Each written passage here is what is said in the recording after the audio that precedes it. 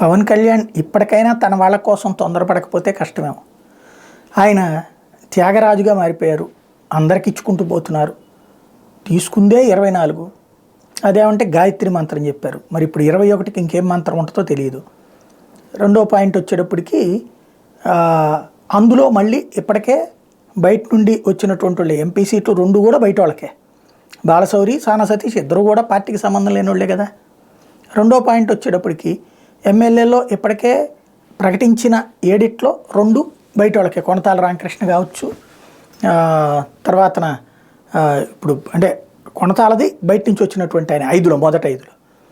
ఇప్పుడు కందులు దుర్గేష్కి ఇచ్చారు కాబట్టి ఓకే, అది కూడా ఆయన అడిగిన సీటు కాదు, రాజమండ్రి కాదు, తీసుకొచ్చి నిడదవోలు, అక్కడ ఒకటి అన్యాయం జరిగినట్టే. ఇప్పుడు మళ్ళీ అతన్ని తెచ్చుకుంటున్నారు బయట నుంచి, ఏది అంజిబాబు, తద్వారా భీమవరం ఆయనకి ఇస్తారు.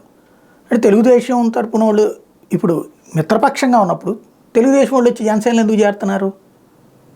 మిత్రపక్షంగా ఉన్నప్పుడు ఒక పార్టీ వాడు ఇంకో పార్టీకి రాకూడదు కదా, ఎందుకు వస్తున్నారు ఇక్కడ అంటే బాబు పంపిస్తున్నారు, ఈయన తీసుకుంటున్నారు.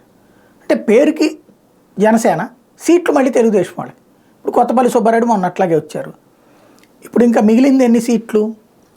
టోటల్ 24లో 21కి పరిమితం. 21లో 5 ఇచ్చేశారు, 6 ఇచ్చేసినట్టు 21లో. ఇప్పుడు మిగిలింది 15. ఈ 15 సీట్లలోనన్నా తొందరగా అభ్యర్థుల్ని ప్రకటిస్తారా? ఇప్పుడు ఇందులో ఒకటి వెళ్ళిపోయింది పులవర్తి నానికి, ఇంకా 14. ఆ 14 సీట్లలోనన్నా ఎవరిని ప్రకటిస్తారు? అందులో మళ్ళీ కొత్తపల్లి సుబ్బారెడ్డికి ఒకటి వెళ్ళిపోతే 13 అవుతుంది. ఫైనల్గా అసలు ఎన్ని ఉంటాయి జనసేన వాళ్ళకి? జనసేన నమ్ముకున్న కనీసం పాపం ఆయన ఆ బొలిశెట్టి శ్రీనివాస్ గారి కన్నా ఇస్తే బాగుంటుందేమో. ఒకసారి ఆలోచించుకుంటే బెటర్. తొందరగా చేయకపోతే మళ్ళీ ఇంకెవరైనా తెలుగుదేశం వాళ్ళు వచ్చేసి తీసుకుపోయినా ఆశ్చర్యపోనక్కర్లా.